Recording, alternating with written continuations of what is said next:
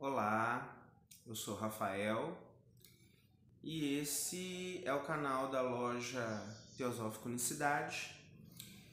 E hoje a gente vai dar continuidade a esse projeto sobre postar um conteúdo semanal todas as terças, falando sobre filosofia esotérica, teosofia e espiritualidade.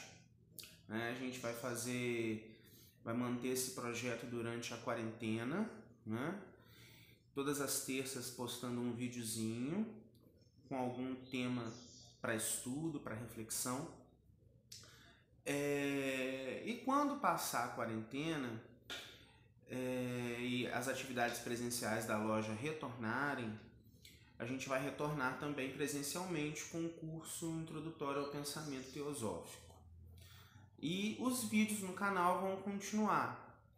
Talvez não semanalmente, mas a gente vai estar sempre sempre vamos colocar algum conteúdo no canal, talvez filmar algumas palestras e o canal vai estar sempre funcionando. Bom, então o vídeo de hoje eu decidi falar um pouquinho dentro, claro, das limitações que eu tenho sobre o assunto, mas eu decidi falar um pouco sobre um livro que eu gosto muito, um livro que eu conheci também há pouco tempo, que é esse aqui, Zohar, o livro do esplendor. Bom, que livro é esse? Esse livro é da tradição da Cabala judaica, né? É considerado, é chamado, né, por muitos autores, muitas pessoas, como a Bíblia da Cabala. Então é um livro muito importante para a tradição cabalística e para a tradição judaica. E se é importante para a tradição judaica, se associa muito à nossa cultura judaico-cristã ocidental. Bom, é um livro com conteúdo profundamente místico. E é um texto atribuído a um grande mestre cabalista judeu chamado Simeon ben Yochai. Esse texto é atribuído a ele. Essa figura, esse personagem, Simeon ben Yochai, eu particularmente considero como um mestre de sabedoria, um Mahatma, na tradição da Cabala.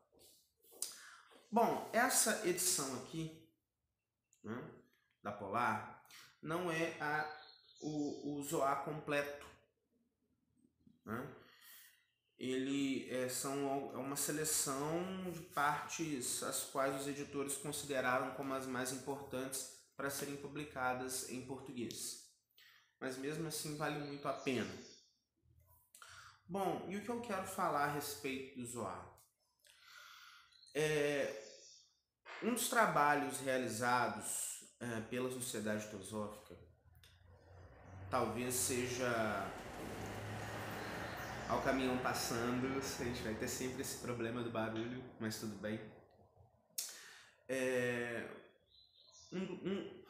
Um dos tripés, né, dos objetivos básicos da Sociedade Teosófica é fazer um estudo comparado de religião, filosofia e ciência. Mas isso tem um intuito, isso tem um fundamento.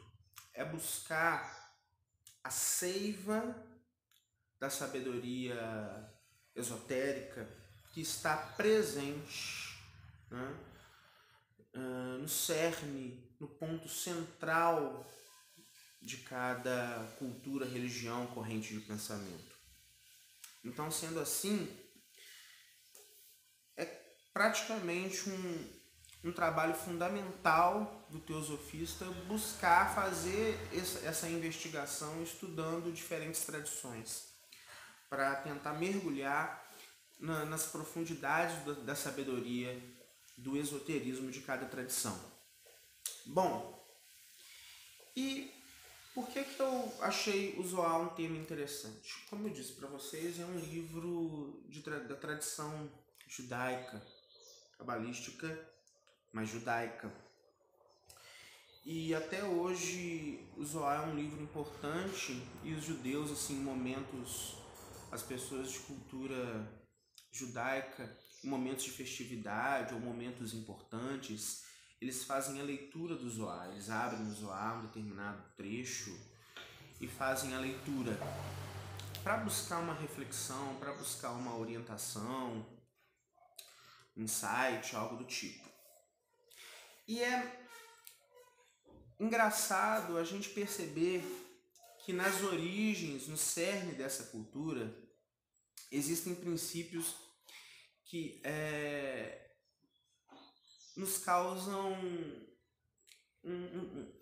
um certo estranhamento. Porque é natural a gente perceber a cultura judaico-cristã como uma corrente de pensamento, por exemplo, que não aceita ou que não trabalha, pelo menos agora, atualmente, né, de um certo período para cá, né, não trabalha com conceitos esotéricos da filosofia esotérica, da teosofia, como, por exemplo, a reencarnação e o karma, né? Conceitos que nós enxergamos como comumente orientais apenas, né? Índia, Tibete. Mas é interessante a gente observar que a gente encontra esses princípios nessas grandes tradições, porque estes princípios eles estão na seiva dessas grandes tradições, né? Então uma investigação um pouco mais atenta mostra isso pra gente. Então a gente consegue perceber, e esse é um dos nossos trabalhos, perceber esses conceitos que estão na seiva dessa sabedoria esotérica em cada uma dessas tradições. E não é diferente nessa tradição aqui, o Zohar, que é uma tradição que vem de uma tradição mística profundamente esotérica. Bom, o Zohar, como eu disse para vocês, ele é atribuído a um mestre chamado Simeon Ben Yochai. Só que o Zohar emergiu na Espanha no século XIII. É um período interessante porque na Espanha, nessa época, muitas coisas místicas, esotéricas emergiram também, além do Zohar. E quem apresentou esse material lá na Espanha, em Castela, no século XIII, foi um rabino chamado Moisés de León, né? Alguns dizem, inclusive, que foi Moisés de León que escreveu o Zohar e atribuiu a Simeon Ben Yochai. Aí nós temos alguns mistérios, né? Por quê? A possibilidade de que esse realmente seja um texto de Simeon Ben Yochai, que viajou o mundo, chegou até a Espanha e graças às mãos e à edição de Moisés de León foi apresentado ao mundo no século XIII. Mas também há a possibilidade de que Moisés de León tenha escrito como Simeon Ben Yochai. Isso era uma prática às vezes comum, né? E não que o material não fosse sério ou de uma profundidade mística, esotérica, idônea, mas muitos autores às vezes faziam isso. Como eles não tinham como eles não tinham um certo grau de reconhecimento e como aquele material realmente tinha um teor de profundidade, de seriedade muito grande e tinha uma espécie de ligação, de linhagem, né, de tradição com um determinado mestre, um instrutor, eles atribuíam esse material a este instrutor, a esse mestre, com uma maneira, primeiro, de chamar atenção para aquele material, e segundo, de mostrar que aquele material ele tem uma ligação com aquela linhagem de instrutores, né, com aquela linhagem filosófica. Então, aquele material foi inspirado, né, naquela tradição. E também, estamos falando de esoterismo, de misticismo, de espiritualidade, não se sabe, não se pode afirmar que tipo de ligação Moisés de Leon poderia ter com Simeon Ben Yochai, né? Talvez uma ligação que transcenda o tempo, o espaço e a materialidade.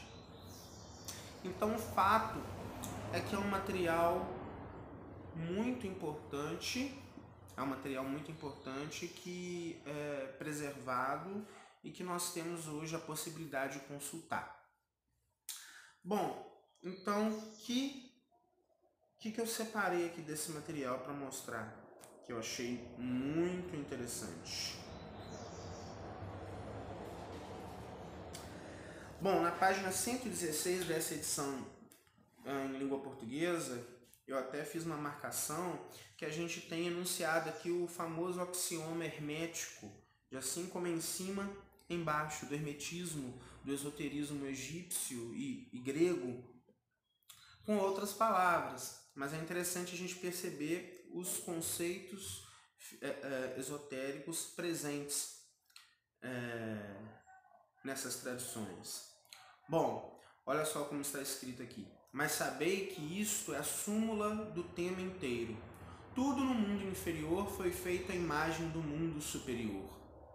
Tudo que existe no mundo superior se manifesta aqui embaixo como um retrato. Tudo é uma única e mesma coisa. O telefone está tocando. Só um instante.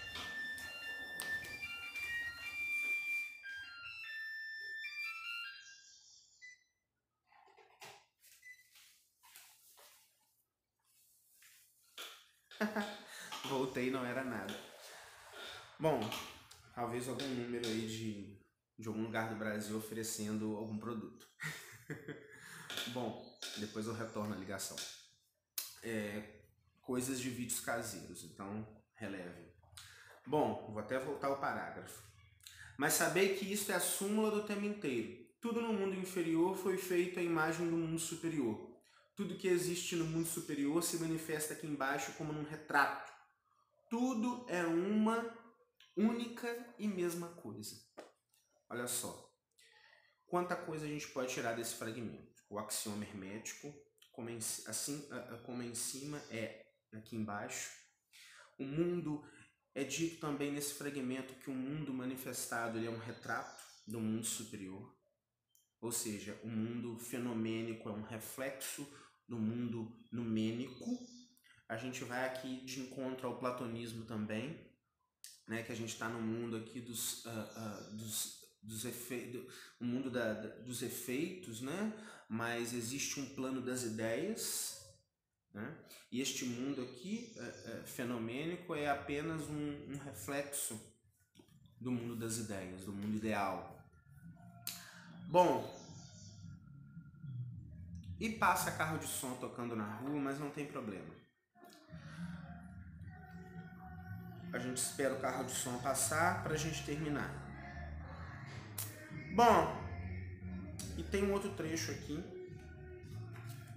que é um trecho que eu acho extremamente interessante, porque, como eu disse para vocês, na cultura judaico-cristã, a gente não viu muito a ideia da reencarnação e do karma trabalhados, nem em forma de conceito filosófico.